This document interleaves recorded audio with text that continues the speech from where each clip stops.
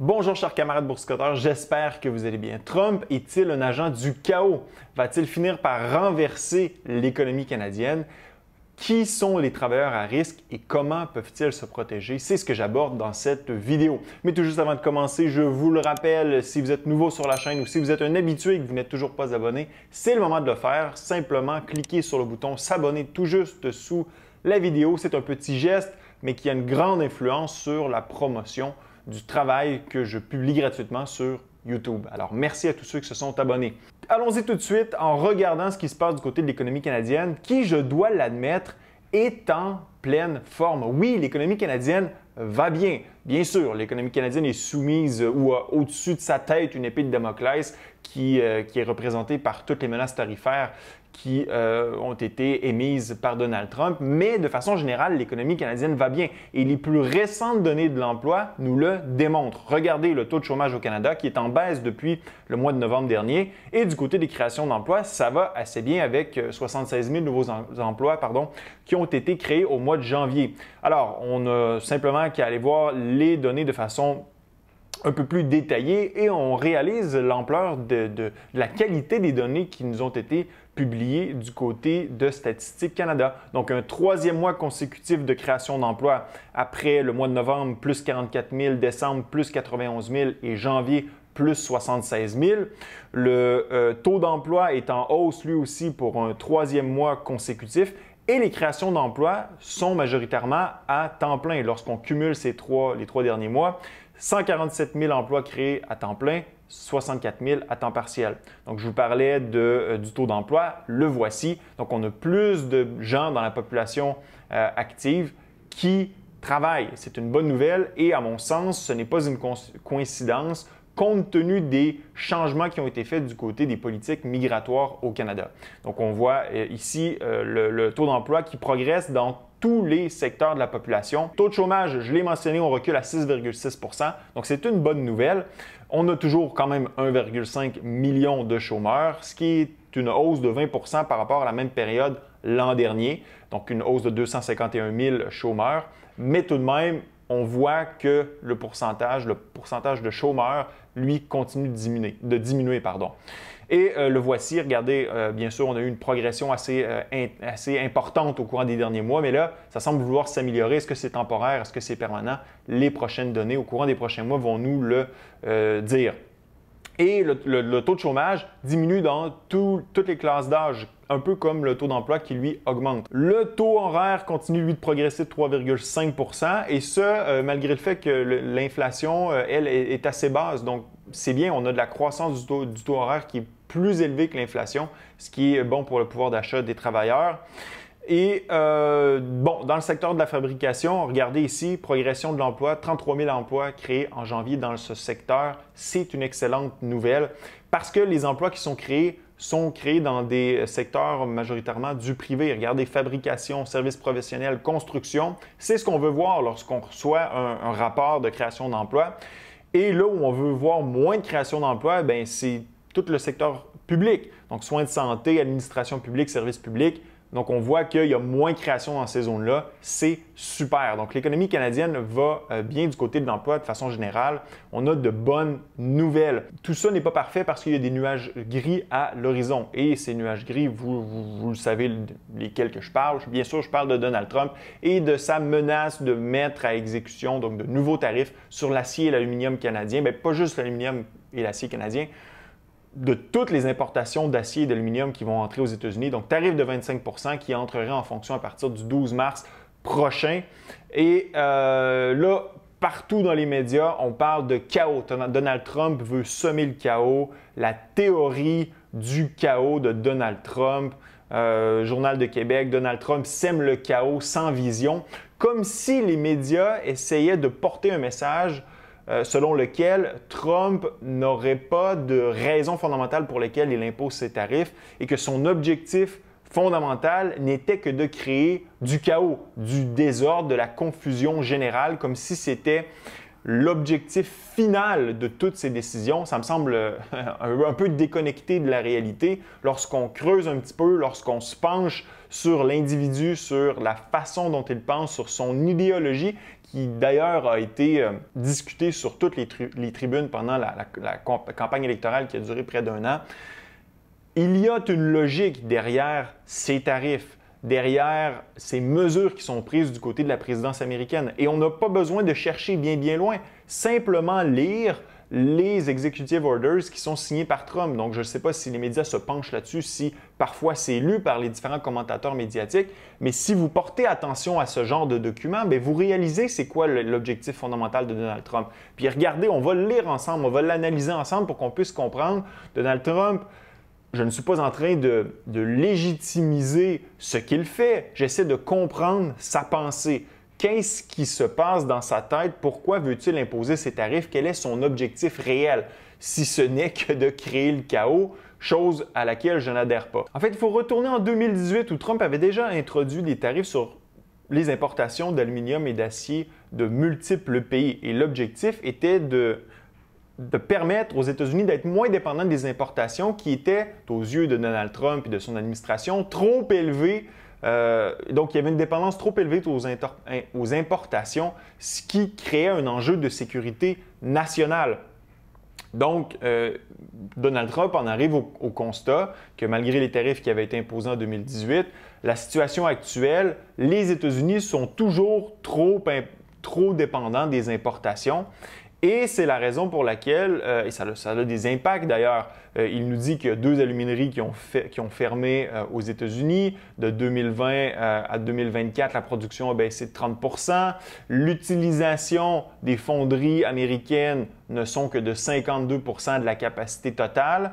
Et que là, l'objectif, pour permettre aux alumineries américaines de redémarrer, pour permettre à la production américaine d'être compétitive, eh bien, c'est de réintroduire des tarifs sur les importations d'aluminium à l'extérieur des États-Unis, en fait. Puis là, on voit tous les pays qui sont touchés par ça, l'Argentine, l'Australie, le Canada, le Mexique, l'Europe, le Royaume-Uni, etc., etc. Et il y a un autre enjeu que Donald Trump veut adresser à travers tout ça, c'est ce qu'il appelle le transshipment, c'est-à-dire passer par un pays tiers pour faire passer l'aluminium qui est importé comme étant produite au pays, notamment au Mexique. Et là, il vise la Chine carrément parce que la Chine importe de l'aluminium au Mexique. Elle est essentiellement réétiquetée comme étant de l'aluminium mexicain, puis importée aux États-Unis. Bon, évidemment, ce n'est pas un phénomène qui touche le Canada, mais le Canada se retrouve touché par ces différents tarifs de 25 % qui vont, comme je l'ai mentionné, commencer le 12 mars prochain. Pourquoi le Canada il est touché? C'est assez simple. Regardez, l'aluminium, elle vient de où aux États-Unis? Elle vient principalement du Canada. Donc, 58 % de l'aluminium en volume d'importation provient du Canada, notamment du Québec. Et c'est la raison pour laquelle les tarifs sont imposés au Québec, parce que Donald Trump veut redémarrer les alumineries, j'ai de la difficulté avec ce mot, veut redémarrer les alumineries américaines et il doit les rendre compétitives. Comment fait-il? En imposant des tarifs à l'importation sur l'aluminium québécois, canadien, ce qui fait que les alumineries américaines vont devenir compétitives.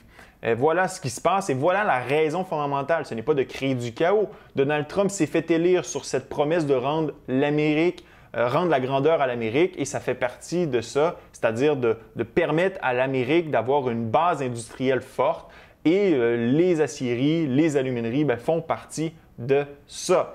Voilà. Et là, vous pourriez avoir une question à savoir, ça n'a pas fonctionné en 2018. Alors pourquoi ça fonctionnerait ce coup-ci?